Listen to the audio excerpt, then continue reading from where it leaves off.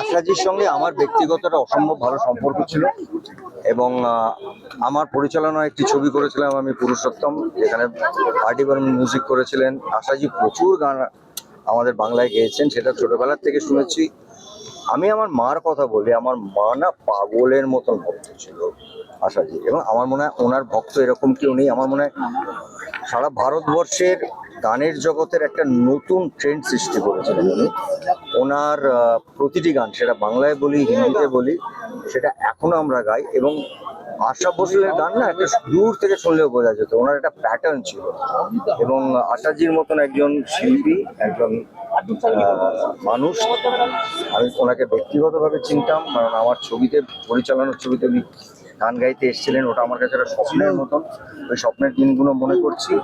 এবং আমি মনে করি আশা ভোসলের যা গান আছে আর সব ভাষায়, সেটা আজীবন থেকে